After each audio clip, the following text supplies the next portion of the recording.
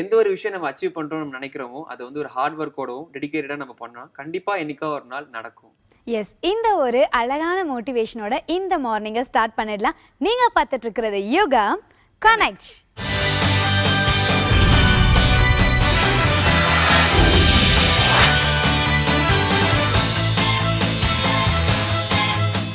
So நான் வந்து நம்மளுடைய ஒரு ராகம் பாடலோடு பார்த்துட்டு வந்து மிகப்பெரிய ஸ்டூடெண்ட்டாக ஆயிட்டு வரேன் நான் உங்ககிட்ட சொன்னேன். ஸோ நான் வந்து இந்த ஆகாரம் அந்த விஷயம்லாம் வந்து நான் கற்றுருக்கிறேன்னா நான் ஸ்டூடெண்ட்டாக இருந்ததுனால தான். அந்த மாதிரி இன்னைக்கு ஏதாச்சும் டிஃப்ரெண்டான ராகாஸ் பெனிஃபிட்ஸ்லாம் சொல்கிறாங்களா? எஸ், நீங்கள் மட்டும் இல்லை, நம்ம நேயர்களுமே நிறைய ராகங்கள் பற்றி பாக்கியஸ்ரீ மற்றும் காமேஷ் சொல்லக்கூடிய ராகங்கள் அண்ட் அதனுடைய பெனிஃபிட்ஸ்லாம் வந்து பார்த்துட்டு வராங்க. ஸோ இன்றைக்கும் அந்த மாதிரி ஒரு ராகம் அண்ட் அதனோட பெனிஃபிட்ஸ் பார்க்கலாம் வாங்க.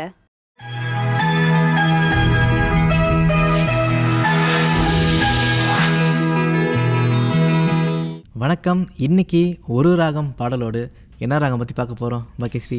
இன்றைக்கி நாம் வந்து நளினகாந்தி அப்படின்ற ராகம் பார்க்க போகிறோம். எனக்கு வந்து ரொம்ப ரொம்ப ரொம்ப பிடிச்ச ஒரு ராகம் எனக்கு இது. ஓகே, இது வந்து சரசாங்கி அப்படின்ற ராகத்தோட ஜன்ய ராகம். ஓ சரி, பார்க்குறதுக்கு முன்னாடி ஆரோகணம் அவரோணம் பார்த்துருவோமா? கண்டிப்பாக. ச க ரே மா ப நீ சா சா நீ ப ம க ரீ சா இந்த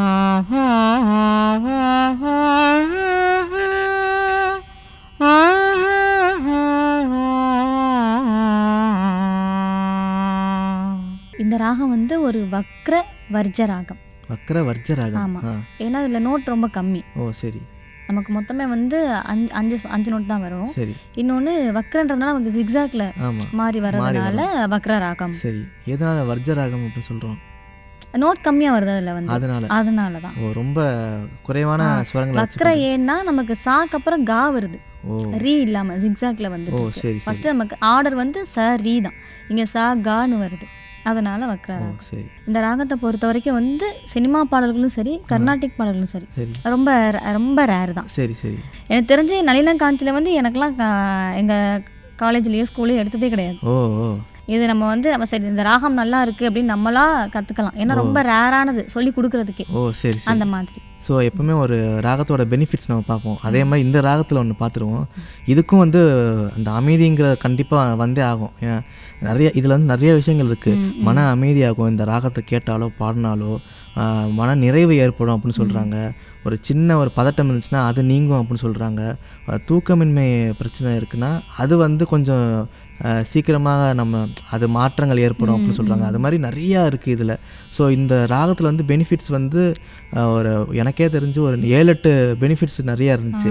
ஸோ மொத்தமாக ஒரே மாத்திரையில் எல்லாத்துக்கும் சரியாக போகணும்னு கேட்பாங்களா, அது மாதிரி எல்லாத்துக்கும் ஒரே நிவாரணியாக இந்த ராகம் இருக்குது. ஸோ இந்த ராகத்தில் வந்து எனக்கு சினி பாடல்கள் கேட்கணும்னு ஆசையாக இருக்குது. கண்டிப்பாக.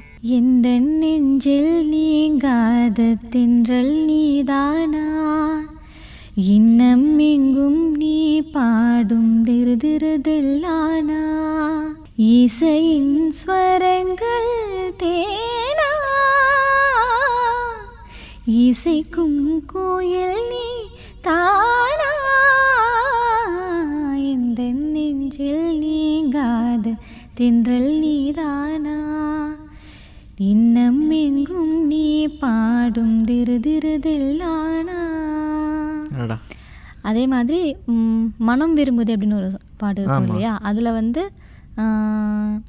ஒரு சில இடம் மட்டும் இந்த ராகம் அந்த இப்போ வந்து மனம் விரும்புதே அதில் நினைத்தாலே சுகம் தானடா நெஞ்சில் உன்முகம் தானடா, ஐயையோ மறந்தேனடா உன் பேரே தெரியாதடா, மனம் விரும்புதே. இந்த இடம் மட்டும் அந்த ராகம் ஒரு ராகமாலிகா மாதிரி பண்ணியிருப்பாங்க. அதே மாதிரி இன்னொன்று, சொன்னாலும் கேட்பதில்லை கன்னி மனது, சொன்னாலும் கேட்பதில்லை கன்னி மனது. தெரியுதா, அந்த ஒரு லைனே ரொம்ப ஜவ்வா இழுக்கிற மாதிரி இம்ப்ரோவைசேஷன் பண்ணி பாடுறாங்க. ஓ அற்புதமா இருக்கு. கண்டு கொண்டேன் கண்டு கொண்டேன் காதல் முகம் கண்டு கொண்டேன், தென்றல் வரும் தூரத்திலே காதல் முகம் கண்டு கொண்டேன். எங்கள் சாரே சொல்லுவார், சில ராகங்கள்லாம் வந்து ரொம்ப பாடுறதுக்கு கஷ்டமாக இருக்குமா. இப்போ உங்களுக்கு ஒரு சிலபஸ் வருதுன்னா அதில் நிறைய ராகங்கள் இருக்கும். சார் எங்களுக்கு இதெல்லாம் எடுங்க அப்படின்னா நீங்கள் இன்னும் நிறைய இம்ப்ரூவ் பண்ணிக்கிட்டு நிறையா கற்றுக்கிட்டு அப்புறம் இந்த ராகம்லாம் நீங்கள் ட்ரை பண்ணுங்கள். ஏன்னா நீங்கள் பேசிக்லேயே ட்ரை பண்ணிங்கன்னா தப்பாக தான் ட்ரை பண்ணுவீங்க. இப்போ ஃப்யூச்சரில் வந்து அதை தப்பாகவே தான் அந்த மைண்டில் ஓடிட்டு இருக்கும். இந்த ராகம் இப்படி தான் இருக்கும், முதல்ல இந்த ராகத்தெல்லாம் பயன்படுத்தக்கூடாது. ஆமாம். ஓகே, இந்த ராகத்தை பற்றி அற்புதமாக இருந்துச்சு, பார்த்தாச்சு. எப்போவுமே இந்த இறுதியில் வந்து இந்த கேள்வி பதில் அப்படிங்கிற பகுதிக்கு வருவோம். ஒரு நேர் கேட்டிருக்காரு, இப்போ இதை பற்றி பேசிகிட்டு இருந்தோம் இல்லையா, எப்படி நம்ம முதல்ல எதை கற்றுக்கணும் அப்படின்னு. அதே மாதிரி இந்த கர்நாடக இசை கற்றுக்கிறது வந்து எப்படி, எந்த ஆர்டரில் கற்றுக்கணும், இப்போ நான் கற்றுக்கணுன்னு எனக்கு ஆசையாக இருக்குன்னா எப்படி கற்றுக்கணும் அப்படின்னா அதுக்கு சின்ன ஒரு முறைகள் வச்சுருக்காங்க அப்போலேருந்து. முதல்ல வந்து இந்த வரிசைகள்னு சொல்கிறாங்க. இந்த மாதிரி சரளி வரிசை, ஜண்ட வரிசை, தாட்டு வரிசை அப்படின்னு சொல்கிறாங்க. அந்த செக்ஷன் முடிச்சதுக்கப்புறம் அடுத்த அலங்காரம் அப்படின்னு இருக்குது. அதை விட அடுத்த ஒரு எக்ஸ்பென்ஷனாக இருக்குது. அந்த அலங்காரம் முடிச்சதுக்கப்புறம் கீதம் சொல்கிறாங்க. அது வந்து எக்ஸ்ட்ரா நம்ம கமக்கம் இதெல்லாம் ஆட் ஆகி இன்னும் கொஞ்சம் இம்ப்ரவைசேஷன் பண்ணி பாடுறது. அடுத்து வர்ணம், அதை விட இன்னும் கொஞ்சம் டஃப்பாக இருக்கும். அது மாதிரி ஒவ்வொரு செக்ஷனாக முடிக்க வந்தால் தான் நமக்கு அந்த கற்றுக்க முடியும். அதனால் முதல் நீங்கள் கற்றுக்க ஆரம்பிக்கணும் அப்படின்னா வரிசைகளை தான் கற்றுக்கணும். சரளி வரிசைகள் அப்படின்னு சொல்லுவாங்க. அதுலேருந்து ஆரம்பிக்கிறது கரெக்டாக இருக்கும். இதே மாதிரி அடுத்த ஒரு ராகத்தில் உங்களை சந்திக்கிறோம். நன்றி. நன்றி.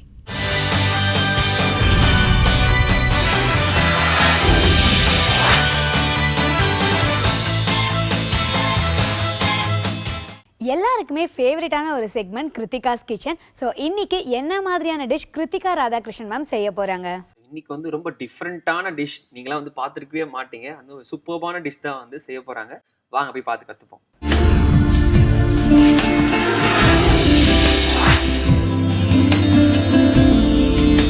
Hi hello and welcome to Yugam connects Kiruthika's kitchen. இன்னைக்கு நம்ம பார்க்க போகிறது வந்து jackfruit milk shake.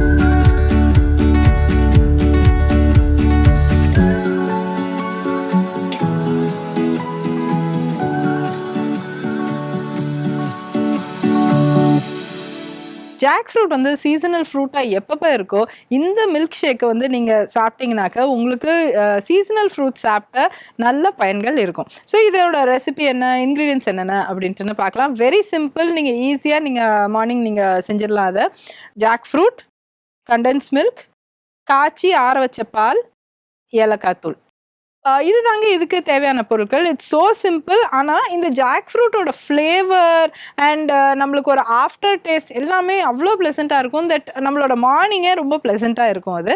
So இதை எப்படி செய்கிறதுன்னு பார்க்கலாம். ஜாக் ஃப்ரூட்னால் பலாப்பழம்.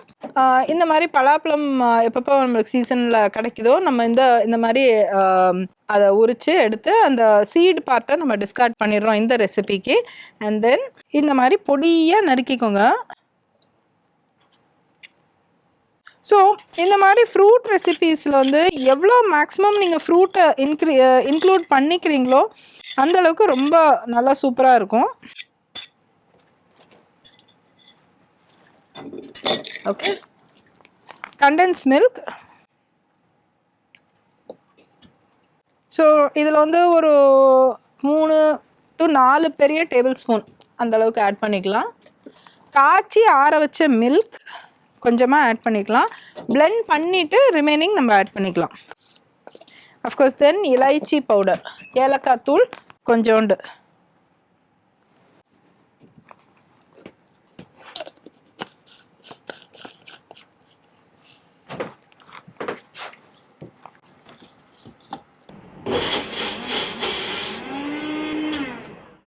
ரொம்ப ரொம்ப சூப்பரான ஒரு ஜாக் ஃப்ரூட் மில்க் ஷேக் ஒன்று ரெடி. பட் இது வந்து ரொம்ப திக்காக இருக்கனால நம்ம இதை வந்து கொஞ்சம் டைல்யூட் பண்ணிக்கிறோம். டைல்யூட்னா மில்கோட ஓகே ஈஸியாக குடிக்கிற மாதிரி. இதுக்கு நேச்சுரல் கலர்ஸ் வந்து ஜஸ்ட்டு இந்த ஜாக் ஃப்ரூட்டோட பேல் எல்லோ, அவ்வளோதான். இதுக்கு உங்களுக்கு ஜாக் ஃப்ரூட் நல்லா டீப் எல்லோவாக இருந்தால் நல்லா டீப் எல்லோ கலரில் இருக்கும். ஸோ அதனால் நம்ம இதை நம்ம எடுத்துக்கிறோம்.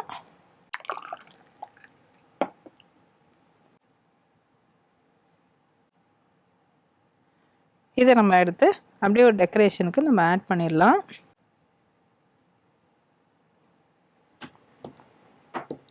ஸோ ஒரு ரொம்ப ஹெல்தியான ஒரு நேச்சுரல் ஃப்ரூட்டோட ஒரு மில்க் ஷேக் வந்து நீங்கள் காலையில் குடிச்சிங்கனாக்கா ரொம்ப ரொம்ப ஆரோக்கியமாக இருக்கும், ஈஸியாகவும் சாப்பிட்லாம்.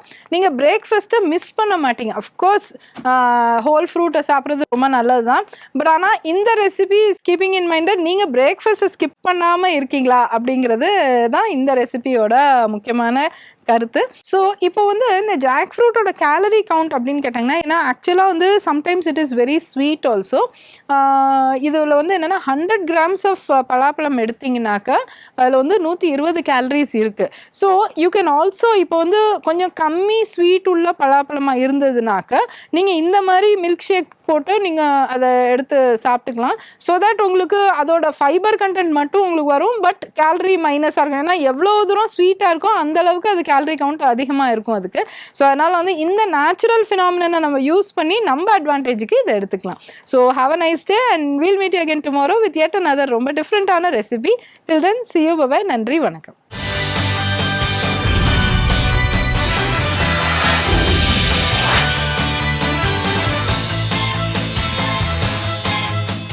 ஒவ்வொரு தடவையும் பெண்கள் எல்லாருக்குமே ரொம்ப தேவைப்படக்கூடிய ரெமெடிஸ் தான் இனியவை இன்றில் நம்ம பார்த்துட்டு இருக்கோம். ஸோ இன்னைக்கு என்ன மாதிரியான ரெமெடி சொல்ல போறாங்க? ஸோ இன்னைக்கும் அதே மாதிரி டிஃப்ரெண்டான ரெமெடிஸ் தான் நம்மளோட இனிவை இன்றில் டாக்டர் உஷாநந்தினி அவர்கள் சொல்ல போறாங்க.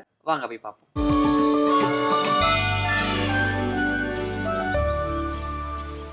அனைவருக்கும் வணக்கம்.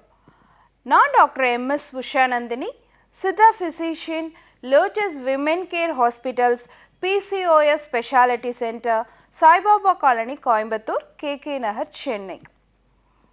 இனியவை என்ற நிகழ்ச்சியில் தொடர்ந்து நம்ம பெண்கள் சார்ந்த பல ஆரோக்கிய குறிப்புகளை பார்த்துட்டு வருங்க.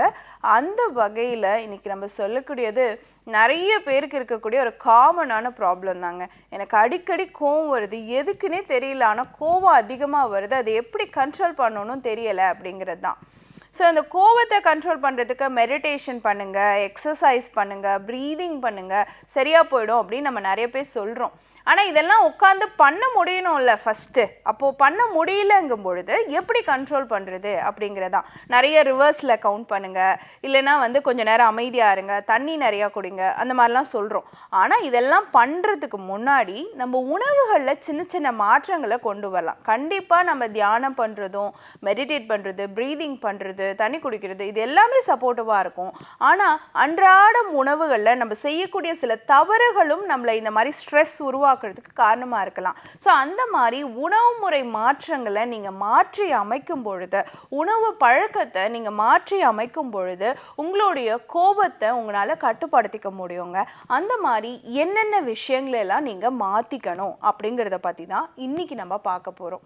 ஸோ ஃபஸ்ட்டு வந்து பார்த்திங்கன்னா நிறைய பேர்த்த நான் பார்த்துருக்கேன், அப்படியே ஆவி பறக்க சாப்பிடுவாங்க, அப்படியே சுட சுட கொதிக்க கொதிக்க சாப்பிடுவாங்க, கொஞ்சம் ஆறுனா கூட சாப்பிட மாட்டாங்க. அந்த மாதிரி சாப்பிடக்கூடாதுங்க. ஸோ ரொம்ப கொதிக்க கொதிக்க சூடாக நீங்கள் சாப்பிட்டீங்கன்னா கண்டிப்பாக உங்களுக்கு அடிக்கடி கோவம் வரும், ஸ்ட்ரெஸ் ரொம்ப அதிகமாக இருக்கும். ஸோ அப்போ எப்படி சாப்பிட்லாம்? வெது வெதுப்பான உணவோ இல்லை ஆரிய உணவோ நீங்கள் எடுத்துக்கலாம், அது தப்பே கிடையாது. அது உங்களோட ஸ்ட்ரெஸ், கோவம் இதை கட்டுப்படுத்தக்கூடியதாக இருக்கும். அடுத்து பார்த்தோன்னா நம்ம எடுத்துக்கக்கூடிய சுவை.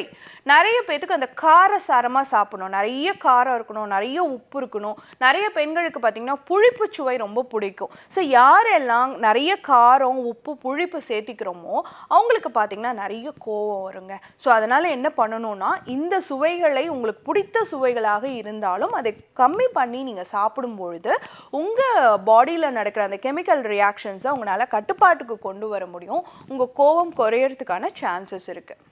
அடுத்து பார்த்தோன்னா என்ன சுவையை சேர்த்திக்கும் பொழுது சே போப்பா பரவாயில்ல அப்படின்னு நம்மளால் போக முடியும் இல்லைங்களா? ஸோ அந்த மாதிரி நீங்கள் டாலரேட் பண்ணிக்க பழகிக்கிறதுக்கு என்ன சுவை உள்ள உணவுகளை நீங்கள் நிறையா சேர்த்திக்கணும் அப்படின்னு பார்த்தீங்கன்னா, இனிப்பு சுவை, துவர்ப்பு சுவை, கசப்பு சுவை, இது மூணுமே எடுத்துக்கும் பொழுது உங்களுக்கு அந்த மாதிரி அப்படியே நாடிய முறுக்கிக்கிட்டலாம் கோவம் வராது. உங்களால் அதை வந்து காமாக ஹேண்டில் பண்ண முடியும். ஸோ அந்த மாதிரி நீங்கள் ஹேண்டில் பண்ணுறதுக்கு இந்த 3 சுவையும் சப்போர்ட்டிவாக இருக்கும். துவர்ப்பு, இனிப்பு, கசப்பு, இது 3 ரொம்ப சப்போர்ட்டிவாக இருக்கும். அடுத்து பார்த்தீங்க அப்படின்னு சொன்னால், நம்ம எடுத்துக்கக்கூடிய உணவில் இருக்கக்கூடிய எண்ணெய், நிறைய எண்ணெயை ஊற்றி அப்படியே நெய் போட்டு டெலிஷியஸாக குக் பண்ணி சாப்பிட்றோன்னு வச்சுக்கோங்களேன், கண்டிப்பாக நமக்கு கோவம் அதிகமாக வரும். ஸோ அடர்த்தி கம்மியாக இருக்கக்கூடிய ஆயிலை கம்மியாக அளவாக யூஸ் பண்ணி நம்ம பயன்படுத்தும் பொழுது நம்மளுடைய ஸ்ட்ரெஸ் லெவல் கண்டிப்பாக கட்டுப்பாட்டுக்கு வரும். நிறைய பேருக்கு வந்து பார்த்திங்கன்னா ஈவன் மோர் சாதத்துக்கு ஊறுகாய் வச்சு சாப்பிட்றது ஓகே, ஆனால் ரச சாதம், சாம்பார் சாதம், இட்லி, தோசை இதுக்கெல்லாம் ஊறுகாய் வச்சு சாப்பிடுவாங்க. ஊறுகாயவே வந்து காய் மாதிரி வச்சு சாப்பிட்றவங்களெல்லாம் நான் பார்த்துருக்கேன், பொரியல் மாதிரி சாப்பிடுவாங்க. ஸோ அந்த மாதிரி கண்டிப்பாக ஊறுகாய் சாப்பிடக்கூடாது. அது உங்களுடைய ஸ்ட்ரெஸ் லெவலை கூட்டும், கோவத்தை அதிகப்படுத்தும். அதை நீங்கள் தெரிஞ்சுக்கணும். அப்புறம் நிறைய பேர் பார்த்தீங்கன்னா காஃபி நிறையா குடிப்பாங்க. இந்த காஃபி யாரெல்லாம் நிறையா குடிக்கிறாங்களோ அவங்களுக்கு வந்து பார்த்திங்கன்னா ஸ்ட்ரெஸ் லெவல் கூட இருக்கும். காரணம் அந்த கெஃபைன் வந்து ஒரு ட்ரிகர் மாதிரி வேலை பார்த்துக்கிட்டே இருக்கும். ஸோ அதனால் வந்து காஃபியை வந்து நீங்கள் கம்மி பண்ணிக்கணும். அதுக்கு பதிலாக நீங்கள் மோர் நிறையா குடிக்கலாம். ஸோ மோர் எந்த அளவுக்கு நீங்கள் நிறைய எடுத்துக்கிறீங்களோ அந்த அளவுக்கு வந்து பார்த்திங்கன்னா உங்கள் ஸ்ட்ரெஸ் லெவல் கண்ட்ரோலாக இருக்கும், கோபத்தை உங்களால் குறைக்க முடியும். ஸோ நம்ம எடுத்துக்கக்கூடிய பானம் கூட ஒரு காரணமாக இருக்கும். டீ நீங்கள் குடிக்கலாம், டீயில் வந்து அந்த அளவுக்கு ஸ்ட்ரெஸ் ரைஸ் ஆகாது. ஆனால் காஃபி வந்து நிறைய கோவப்படுத்தும் அப்படிங்கிறது அறிவியல் உண்மையாக இருக்குது. ஸோ அதையும் நம்ம குறைச்சிக்கிட்டே வரணும். அடுத்து நம்ம அன்றாட உணவில் ஏதாவது ஒன்று சேர்த்திக்கிட்டால் நம்ம கோவம் குறையுமா அப்படின்னு பார்த்தீங்கன்னா லவங்கப்பட்டைக்கு அந்த தன்மை உண்டு. ஸோ சன்ன லவங்கப்பட்டை நீங்கள் இரவு உணவு சாப்பிடும் பொழுது ஏதாவது ஒன்றில் ட்ரெஸ்ஸிங் மாதிரி அந்த பொடியை எதுலையாவது தூவி நீங்கள் சாப்பிட்டிங்கனாலே உங்கள் மைண்ட் அப்படியே காம் ஆகும், கோவம் கண்ட்ரோல் ஆகும். இந்த மாதிரி வாய்ப்பெல்லாம் இல்லைங்கிறவங்க அந்த லவங்கப்பட்டையில் ஒரு டீ மாதிரி ப்ரிப்பேர் பண்ணி சாப்பிட்லாம். என்னென்ன போட்டு சாப்பிட்லாம் அப்படின்னு பார்த்தீங்கன்னா சுருள் பட்டைன்னு சொல்லக்கூடிய அந்த லவங்கப்பட்டை வந்து பார்த்திங்கன்னா ஒரு சின்ன பிட்டு அப்படி எடுத்து போட்டுக்கலாம். பொடியாக கிடச்சிதுன்னா ஒரு 2 சிட்டிகை போட்டுக்கலாம். அது கூட ஒரு ஏலக்காய் தட்டி சேர்த்துக்கோங்க. கூட வந்து 2 சிட்டிகை மஞ்சள் தூள் சேர்த்துக்கோங்க, 2 சிட்டிகை வந்து மிளகு தூள் சேர்த்துக்கோங்க, ஒரு 2 பல்லு பூண்டு அதில் சேர்த்துக்கோங்க. ஸோ இதெல்லாம் சேர்த்து ஒரு டம்ளர் தண்ணி விட்டு நல்லா பாயில் பண்ணிவிட்டு ஒரு 1/2 கப் ஆன பிறகு நீங்கள் அதில் கருப்பட்டி சேர்த்து எடுத்துக்கலாம். இந்த பானம் உங்கள் மன அழுத்தத்தை கட்டுப்படுத்தும், உங்கள் ஸ்ட்ரெஸ்ஸை கட்டுப்படுத்தும், உங்கள் கோபத்தை குறைக்கும், உங்கள் ரத்த அழுத்தத்தை குறைக்கும், உங்கள் ரத்தத்தில் இருக்கக்கூடிய கொலஸ்ட்ரால் லெவல்ஸை கண்ட்ரோல் பண்ணும், உங்கள் ஹார்மோன்ஸை பேலன்ஸ் பண்ணும். ஸோ கார்டிசால், ACTH இந்த மாதிரி ஹார்மோனல் இம்பேலன்ஸ் எல்லாமே கரெக்ட் பண்ணி கொடுக்கக்கூடிய தன்மை இந்த டீக்கு இருக்குது. ஸோ நம்ம இதில் லவங்கப்பட்டை சேர்த்துறோம். இதில் இருக்கக்கூடிய கெமிக்கல் மன அமைதியை கொடுக்கக்கூடியதாக இருக்குது. பூண்டு வந்து பார்த்தீங்க அப்படின்னு சொன்னால் நல்ல தூக்கத்தை கொடுக்கக்கூடியதாக இருக்குது, நல்ல ஸ்ட்ரெஸ்ஸை குறைக்கக்கூடியதாக இருக்குது, கொலஸ்ட்ராலை கண்ட்ரோல் பண்ணக்கூடியதாக இருக்குது. ஏலக்காய் வந்து பார்த்தீங்கன்னா அது ஒரு மூட் எலிவேட்டர், உங்களை சந்தோஷமாக வச்சுக்கிறதுக்கு, உங்களுக்கு வந்து ஹாப்பியான ஒரு மூட் கொண்டு வரதுக்கு ஏலக்காய் வந்து ரொம்ப சப்போர்ட்டிவாக இருக்கும். மனக்கழிப்பு அப்படின்னு சொல்லுவோம். ஸோ அதை உருவாக்கக்கூடிய தன்மை ஏலக்காய்க்கு இருக்குது. மஞ்சள் மிளகுக்கு வந்து பார்த்தீங்கன்னா எப்போவுமே எந்த மருந்து எந்த உணவு எடுத்துக்கிட்டாலும் அது முழுமையாக நம்ம உடலில் போய் சேரக்கூடிய ஒரு கெரியராக ஒரு அட்ஜுவெண்ட்டாக இருக்கிறது வந்து இந்த மஞ்சளும் மிளகும். ஸோ இந்த பானத்தை நீங்கள் ரெகுலராக எடுக்கும் பொழுது கண்டிப்பாக உங்களுடைய கோபம் வந்து கட்டுப்பாட்டுக்கு வரும். கூடவே நான் சொன்ன உணவு பழக்க வழக்கங்கள்லையும் சில மாற்றங்களை கொண்டு வாங்க. ஏன்னா இன்றைக்கி கோபம் தான் பல நோய்களுக்கு காரணமாக இருக்குது அப்படிங்கிறது நமக்கு தெரியும். ஏன்னா ஸ்ட்ரெஸ்ஸை குறைங்கன்னு டாக்டர்ஸ் சொல்லிக்கிட்டே இருக்கும். அந்த உடம்பெல்லாம் அதிர்ற மாதிரி ஒரு கோபம், நம்ம கத்துறது, அதுக்கப்புறம் நம்ம நார்மல் ஆகிடுவோம். ஆனால் நம்ம ஒவ்வொரு செல்கள்லையும் நம்ம கோவப்பட்டும் பொழுது ஏற்படக்கூடிய அந்த மாற்றம் இருக்குது பார்த்தீங்களா, அது வந்து இர்ரிவர்சபிள் அப்படிங்கிறது மருத்துவ உண்மையாக இருக்குது. ஸோ அதனால் கண்டிப்பாக வந்து ஸ்ட்ரெஸ் லெவலை குறைங்க, கோபத்தை குறைங்க. ஒரு விஷயத்தை ஈஸியாக காமாக கம்போஸ்டாக ஹேண்டில் பண்ணிங்க அப்படின்னு சொன்னாலே பல நோய்களை நம்மளால் தவிர்க்க முடியும். இதே மாதிரி இன்னொரு ஆரோக்கிய குறிப்போடு நான் உங்களை சந்திக்கிறேன். இயற்கையோடு இணைவோம், ஆரோக்கியமாக இருப்போம், ஆனந்தமாக வாழ்வோம். நன்றி, வணக்கம்.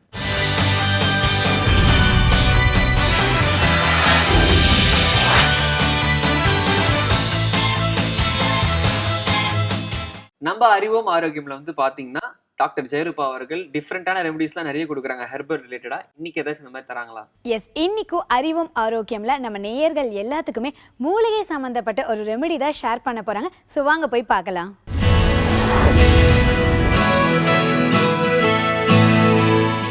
காலை வணக்கம். நான் ஸ்ரீவர்மா மருத்துவமனையிலிருந்து மருத்துவர் ஜெயரூபா. இந்த நாள் இனிய நாளாக அமைய என்னுடைய மனமார்ந்த வாழ்த்துக்களும் பிரார்த்தனைகளும்.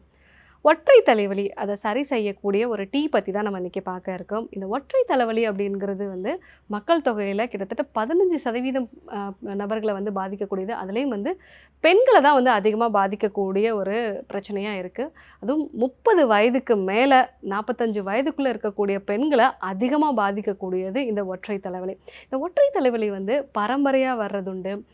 இது வந்து ஒரு ஹைப்பர் சென்சிட்டிவ் நர்வ் டிஸார்டர் அப்படின்னு நம்ம சொல்லுவோம். சாதாரண நபர்களை விட இவங்களுக்கு அந்த நரம்பு தூண்டுதல் வந்து அதிகமாக இருக்கும். ஏன்னா சாதாரண நபர்களுக்கு வந்து ஒரு ஸ்மெல்லு வந்து ஸ்ட்ராங்கான ஸ்மெல்லு வந்து இருக்குது, ஒரு சென்ட்டோட ஸ்மெல்லு வந்து வருது அப்படின்னா இவங்களுக்கு அது அதிகப்படியான ஒரு தூண்டுதலை கொடுத்து தலைவலியை வந்து தூண்டலாம். ஸோ இது வந்து ஒரு ஹைப்பர் சென்சிட்டிவ் நர்வ் டிஸார்டர் அப்படின்னு சொல்லுவாங்க. ஒரு சிலருக்கு வந்து இந்த தலைவலி ரொம்பவே தீவிரமாக வந்து இருக்கும். அதாவது வாரம் ஒரு முறை இந்த தலைவலி வந்துடும். இந்த தலைவலி வந்து அவங்களால எந்த வேலைகளுமே வந்து செய்ய முடியாது. இந்த தலைவலி எப்படி ஸ்டார்ட் ஆகும் அப்படின்னு பார்த்தீங்கன்னா, மைல்டாக ஒரு பக்கமாக வந்து ஸ்டார்ட் ஆகும். ஸோ அந்த மாதிரி ஸ்டார்ட் ஆகும் பொழுதே நமக்கு வந்து ஒரு மைண்டு வந்து ஒரு டிஸ்ஓரியன்டாக இருக்கும். ஸோ சின்ன சின்ன விஷயங்களுக்கெல்லாம் ரொம்ப அதிகமாக இரிட்டேட் ஆகிறது. ஒரு சிலருக்கு வந்து பார்த்திங்கன்னா ரொம்ப டயர்டாக ஃபீல் பண்ணுவாங்க. ஒரு சிலர் அதிகமாக பசி எடுக்கிறதா சொல்லுவாங்க. ஒரு சிலர் வந்து பசியே இல்லைன்னு சொல்லுவாங்க.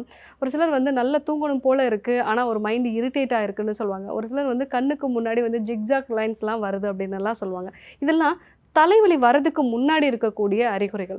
ஸோ அடுத்ததான் வந்து அவங்களுக்கு நல்ல இன்டென்சிவான ஒரு பெயினோட வந்து தலைவலி வந்து ஸ்டார்ட் ஆகும். அந்த மாதிரி தலைவலி வர்ற சமயத்தில் அவங்களால வெளிச்சத்தை பார்க்க முடியாது. ஏதாவது சத்தம் கேட்டால் கூட ரொம்ப இரிட்டேட்டாக வந்து ஃபீல் பண்ணுவாங்க. ஏதாவது ஒரு இருட்டான ரூமில் போய் வந்து சத்தமே கேட்காம படுத்துட்டோம் அப்படின்னா வந்து ரொம்ப கம்ஃபர்ட்டாக இருக்குது அப்படின்னு சொல்லுவாங்க. ஒரு சிலருக்கு அந்த தலைவலியோட தீவிரம் அதிகமாகி வாமிட்டிங் வரக்கூடிய ஒரு நேச்சரும் வந்து இருக்கும். வாமிட் எடுத்தால் ஒரு சிலருக்கு வந்து பெட்டராகும். ஒரு சிலருக்கு வந்து வாமிட் எடுத்தாலும் அந்த தலைவலி கண்டினியூ ஆகிறத வந்து பார்க்கலாம். ஸோ அந்த மாதிரி தலைவலி ஒரு நாளோ இல்லை 2 நாளோ இருந்து அதுக்கப்புறமா தலைவலி சரியான பிறகு ஒரு டயர்ட்னஸ் வந்து அதிகமாக இருக்கும். ஏதாவது வந்து காய்ச்சல் வந்து உடல் எப்படி சோர்வான ஒரு நிலையில் இருக்குமோ அந்த மாதிரி வந்து சோர்வு இருக்கும். ஸோ இந்த மாதிரி இருக்கக்கூடிய தலைவலி ரொம்ப அதி தீவிரமாக இருக்குது அப்படின்னா 8 நாளைக்கு ஒரு முறை கூட வந்து ஒரு சிலருக்கு வரும். ஒரு சிலருக்கு வந்து மாதம் ஒரு முறை வரும். ஒரு சிலருக்கு வந்து பார்த்திங்கன்னா 2 மாதத்துக்கு ஒரு தடவை 3 மாதத்துக்கு ஒரு தடவை தான் வரும். ஆனாலும் ஒரு 3 நாள் 4 நாள் வந்து அதீதமான ஒரு பிரச்சனையை வந்து கொடுக்கக்கூடியதாக இருக்கும்.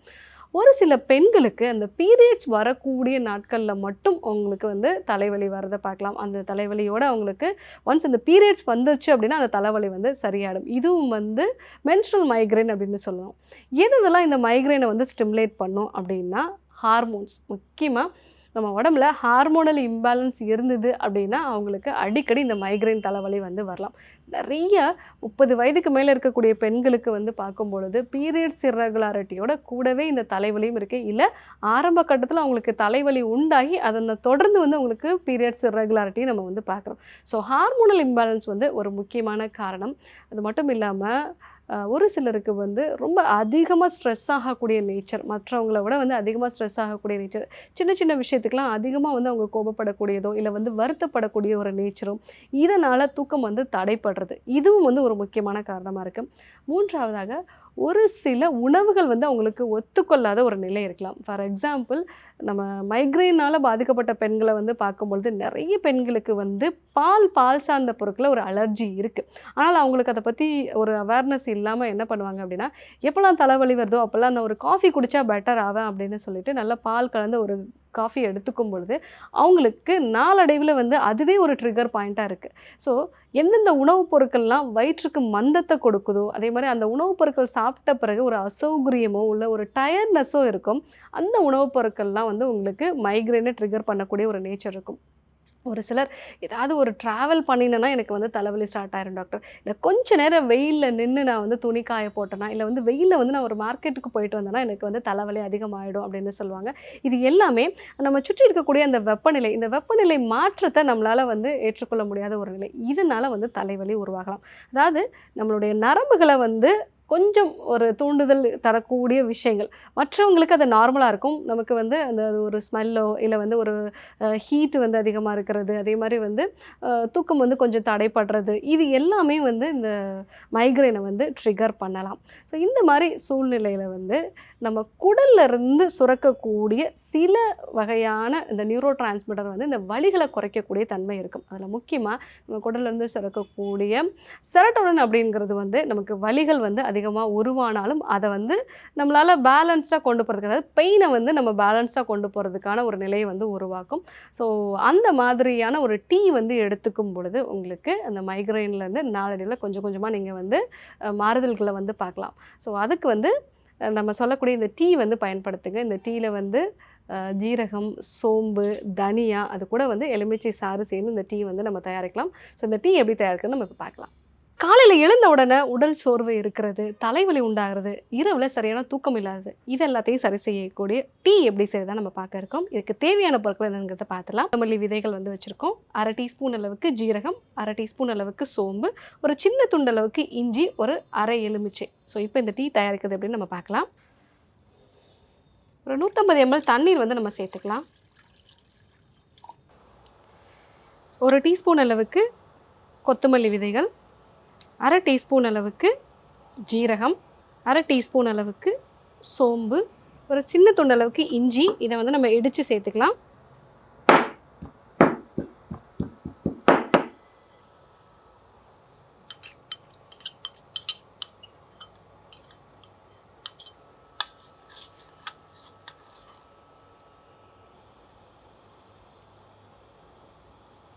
ஒரு 2 நிமிஷம் வந்து இந்த டீ நல்லா கொதிக்கட்டும்.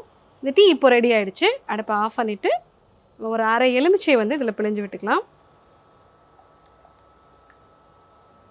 வடிகட்டி நம்ம எடுத்துக்கலாம்.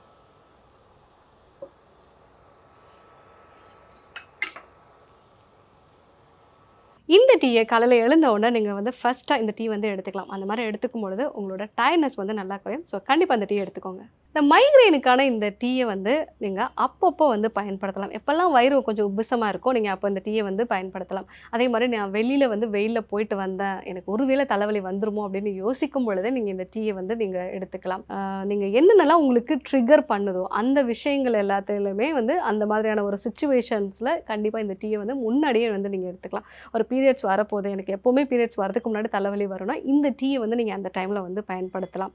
ஸோ இந்த டீ வந்து எப்படி நமக்கு மைக்ரைனில் வந்து ஒரு பெட்டர்மெண்ட் கொடுக்குதுன்னா நம்மளுடைய செரிமான சக்தியை வந்து இம்ப்ரூவ் பண்ணுது. செரிமான சக்தியை இம்ப்ரூவ் பண்ணும் பொழுது நமக்கு வயிற்றில் சுரக்கக்கூடிய அந்த செரட்டோனினோட அளவு அதிகரிக்கிறதுனால நமக்கு பெயினை வந்து சென்சிட்டைஸ் பண்ணக்கூடிய தன்மை வந்து குறையும். நரம்புகளை அதிகமாக தூண்டுதல் படாமல் நமக்கு வந்து அது ஒரு பெட்டர்மெண்ட்டை கொடுக்கும். ஸோ உங்களுக்கு மைக்ரைன் இருக்குது அப்படின்னா நீங்கள் வாரத்தில் ஒரு 2 வாட்டி 3 வாட்டியாவது இந்த டீயை வந்து அப்பப்போ வந்து நீங்கள் பயன்படுத்துங்க. அது கூட வந்து நல்ல சுவாச பயிற்சிகளை வந்து பயன்படுத்துறது, தியான பயிற்சிகளை வந்து ஃபாலோ பண்ணுறது, சில வகையான உணவுப் பொருட்கள், எண்ணெயில் பொரிச்ச உணவுகள், அதே மாதிரி வந்து பால் சார்ந்த பொருட்கள், ப்ரிசர்வேட்டிவ் சேர்ந்த உணவுப் பொருட்கள், வயிறுக்கு உப்புசத்தை கொடுக்கக்கூடிய உணவுப் பொருட்கள், பசி இல்லாமல் மசாலா கலந்த உணவுகளை வந்து நம்ம சாப்பிட்றது, இதெல்லாம் நம்ம தவிர்த்துட்டோம் அப்படின்னா மைக்ரைனுக்கு அதிகப்படியாக பெயின் கில்லர்ஸ் எடுத்துக்காமல் நம்ம கொஞ்சம் கொஞ்சமாக வந்து அதை வந்து சரி பண்ணலாம். ஸோ இன்றைக்கி மைக்ரைன் எதனாலலாம் வருது, ஸோ மைக்ரைனோட அறிகுறிகள்லாம் என்ன, இது எதெல்லாம் வந்து நமக்கு ட்ரிகர் பண்ணும், இதை வந்து சரி செய்யக்கூடிய ஒரு டீ எப்படி தயாரிக்குது அப்படின்னு நம்ம பார்த்தோம். இதே போன்று ஒரு நல்ல தகவலோடு உங்களை சந்திக்கிறோம். நன்றி, வணக்கம்.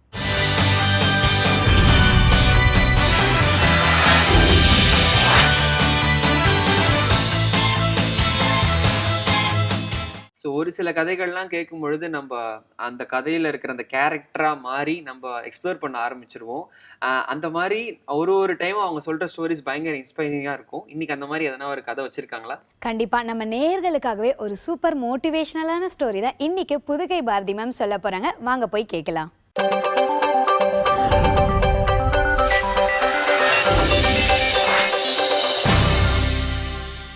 புதுயுகம் நேயர்கள் எல்லாருக்கும் அன்பான வணக்கம். இது குட்டி ஸ்டோரி. நம்மள பல பேருக்கு சில ஆபத்துகளை நினச்சா ரொம்ப ரொம்ப ரொம்ப பயமாக இருக்கும். அப்படி ஆயிடுமோ இப்படி ஆயிடுமோ அப்படின்னு தினம் நினச்சே பயந்துக்கிட்டே வாழ்ந்துட்டு இருப்பாங்க. உண்மையில் சொல்லப்போனால் கொஞ்சம் யோசித்தோம்னா அந்த ஆபத்துகளை ரொம்ப எளிமையாக கடக்கிறதுக்கான வழிமுறைகள் நம்ம மனசுக்குள்ளேயே தோணும். அதை சொல்லக்கூடிய ஒரு சூப்பரான கதை தான் இன்றைக்கி நாம் சிந்திக்க போகிறோம். என்ன கதை? ஒரு நாடு, இந்த நாடு ஒரு வித்தியாசமான ஆட்சி முறையில் இருந்தது. எந்த நாடுன்னு பேர்லாம் கேட்காதீங்க, ஆனால் அது ஒரு நாடு. அந்த நாட்டில் ஒரு வித்தியாசமான ஆட்சி முறை. அங்கே நிரந்தரமான மகாராஜா அப்படின்னு யாருமே கிடையாது. அங்கே ஒரு இராணுவ கட்டுப்பாடான ஆட்சின்னு வச்சுக்குவோமே, ஒரு புரிதலுக்காக சொல்கிறேன். அங்கே எப்படி ஆட்சி நடக்குது அப்படின்னா, அங்கே இருக்கக்கூடிய அதிகாரிகள் அந்த நாட்டு ராஜாவுக்கு யார் அந்த பொறுப்புக்கு வரணும் அப்படிங்கிறத அவங்களே ஒரு முடிவு பண்ணுவாங்க. அப்படி முடிவு பண்ணி அந்த பொறுப்புக்கு வர்ற ராஜா அந்த பதவியில் 1 வருஷம்தான் இருக்கலாம். 1 வருஷத்துக்கு அப்புறமா ராஜாவை பக்கத்தில் இருக்கிற ஒரு கொடூரமான ஒரு தீவில் கொண்டே விட்டுருவாங்க. அங்கே காட்டு மிருகங்கள் இருக்கும், சாப்பாடு இருக்காது, யாருமே அங்கே இருக்க மாட்டாங்க.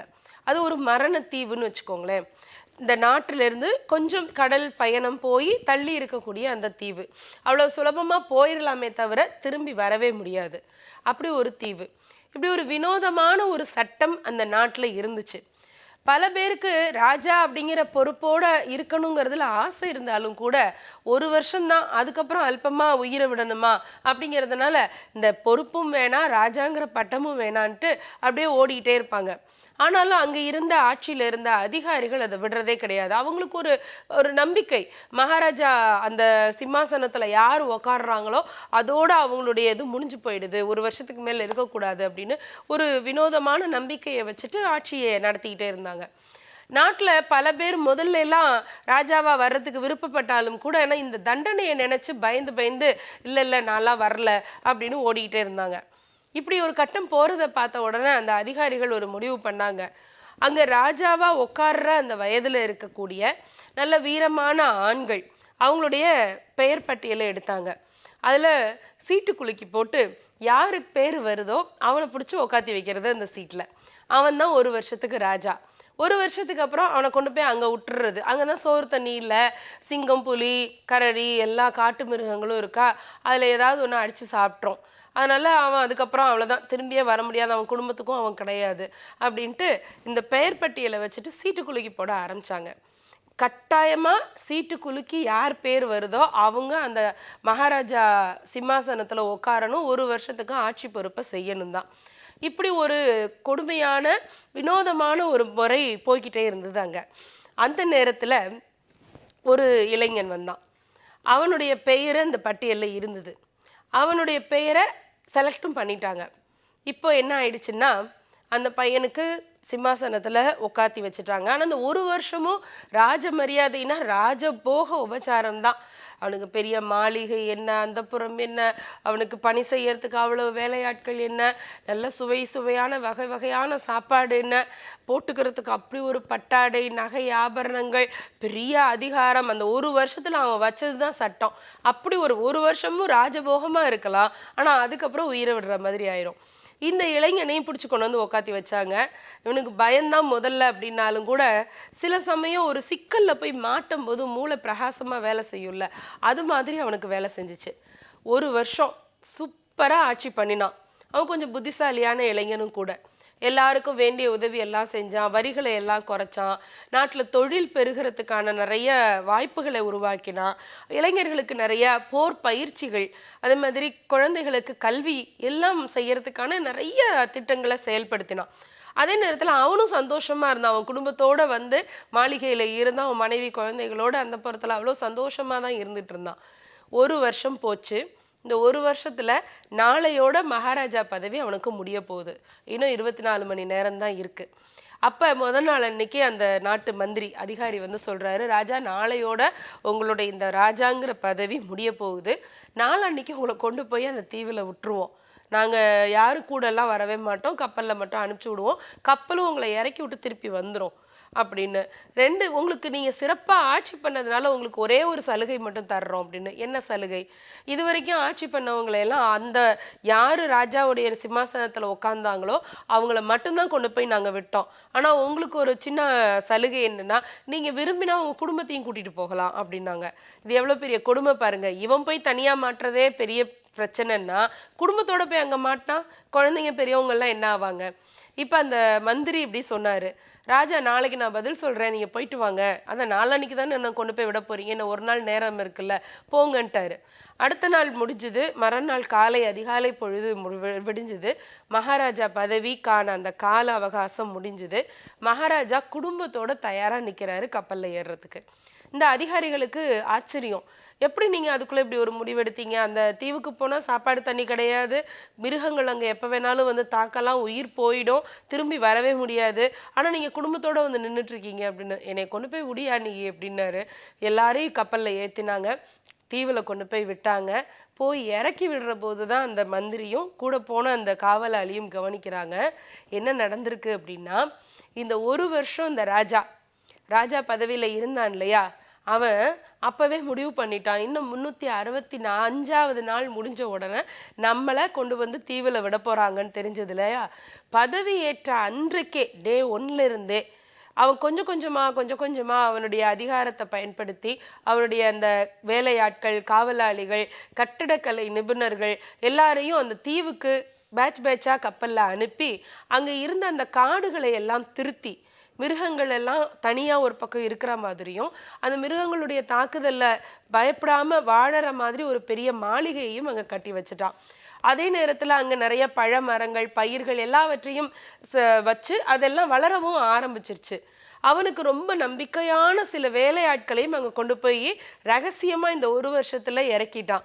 இப்போ ராஜாவுக்கு என்ன சந்தோஷம், நாட்டில் 1 வருஷத்துக்கு ராஜாவாக இருந்தாச்சு, இனி காலம் முழுக்க தனியாக சொந்தமாக தீவில் குட்டி ராஜாவா சந்தோஷமாக இருக்க போகிறோம் அப்படின்னு அந்த தீவில் போய் இறங்கி அவன் மகிழ்ச்சியாக வாழ்ந்தான். கிடைக்கிற சந்தர்ப்பம் ஒன்று தான், ஆனால் அந்த சந்தர்ப்பத்துக்குள்ளே நம்மளை சுற்றி இருக்கக்கூடிய பிரச்சனைகளை எல்லாம் சரி செஞ்சு யார் ஒருத்தன் சூழ்நிலையை தனக்கு சாதகமாக மாற்றிக்கிறானோ அவன் எப்போவுமே மகிழ்ச்சியாக தான் இருக்கான். சிந்திக்கலாமா? நன்றி.